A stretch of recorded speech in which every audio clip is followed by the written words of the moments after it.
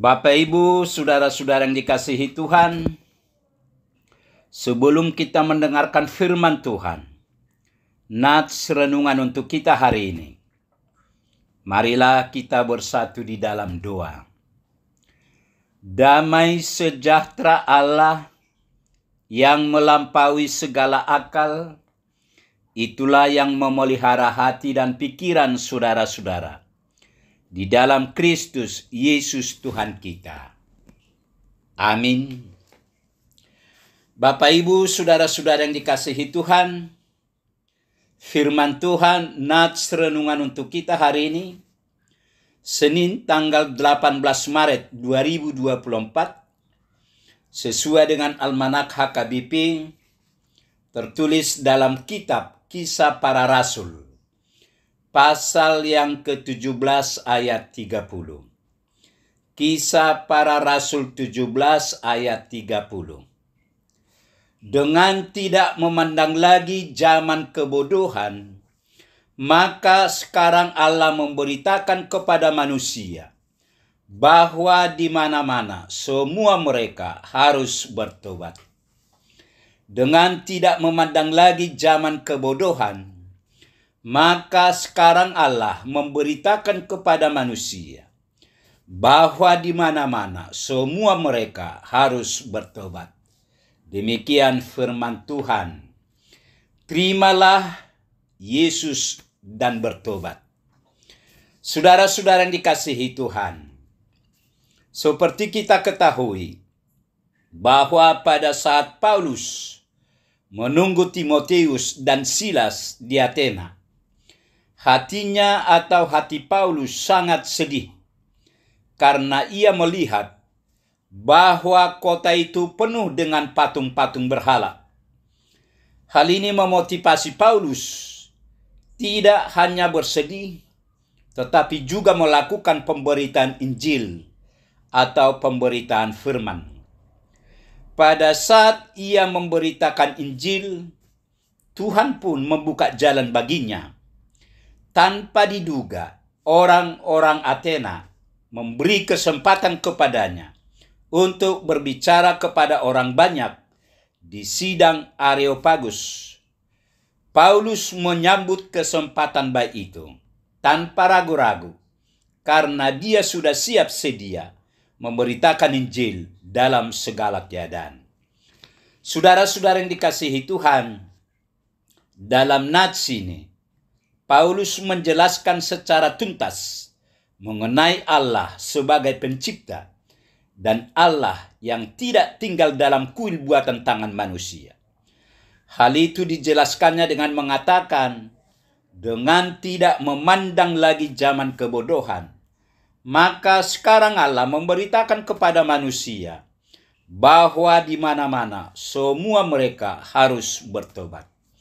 Artinya melalui nats ini, Paulus menyatakan dengan berani bahwa orang-orang Athena sedang hidup di dalam kebodohan karena mereka masih menyembah berhala dan bukan Tuhan. Ini merupakan perkataan yang sangat berani, mengingat Athena adalah pusat intelektual yang begitu berpengaruh sejak abad ke-6 sesudah Masehi. Tetapi apa yang dikatakan Paulus sangat tepat. Sepandai apapun manusia dan semaju apapun budayanya, penolakan kepada Allah atau penyembahan berhala akan membawa mereka kepada kebodohan. Bagaimana mungkin seseorang takluk kepada apa yang dia sendiri ciptakan? Inilah kebodohan terbesar dari orang-orang Athena. Dan hal inilah yang pertama sekali yang mau dipertegas oleh Paulus kepada orang Athena. Di tengah-tengah kemajuan berpikir mereka tetaplah hanya sekumpulan orang-orang yang bertindak bodoh dengan menyembah berhala.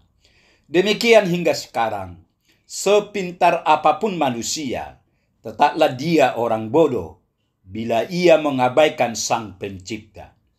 Orang-orang yang telah menerima pemeliharannya, kasihnya, tetapi menolak Allah, yang menjadi sumber itu semua. Orang-orang inilah yang disebut hidup di dalam kebodohan oleh Paulus.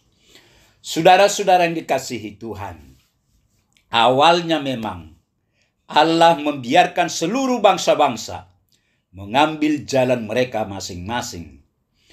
Allah membiarkan mereka mempunyai berhala-berhala mereka masing-masing.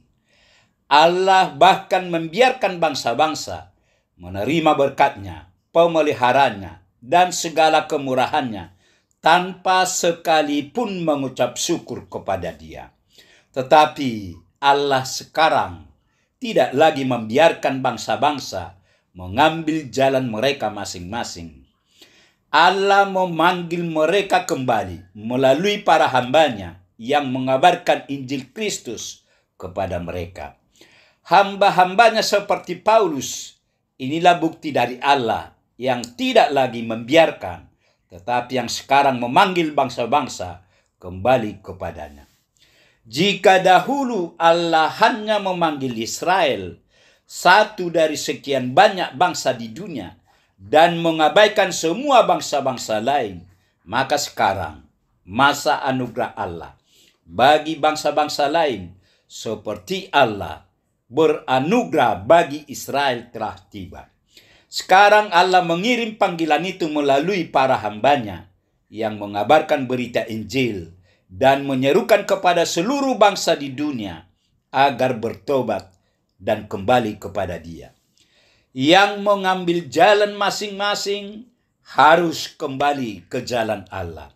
Yang menyembah berhala harus meninggalkan semua berhala dan kembali hanya menyembah Allah melalui Kristus yang melayakkan mereka.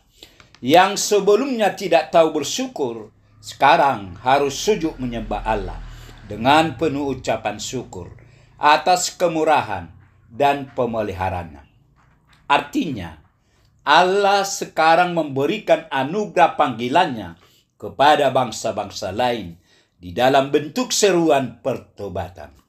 Allah menyerukan pertobatan karena jika bangsa-bangsa tetap tidak mau bertobat dan kembali kepada Dia, maka Dia akan menghakimi mereka semua.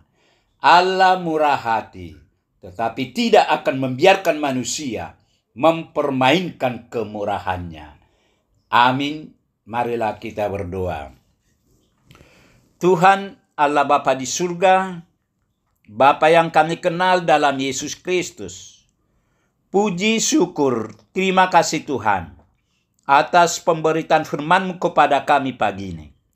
Melalui firman-Mu ini, Tuhan mengajak kami supaya kami mau bertobat dan meninggalkan segala kejahatan kami. Berkatilah firman-Mu ini ya Tuhan, agar firman-Mu ini menjadi terang hidup kami. Sebentar lagi Tuhan, kami akan memulai segala aktivitas kami satu hari ini. Biarlah tangan penyertaan Tuhan yang tetap menyertai kami pribadi lepas pribadi. Terima kasih Tuhan. Dalam Yesus kami berdoa. Amin.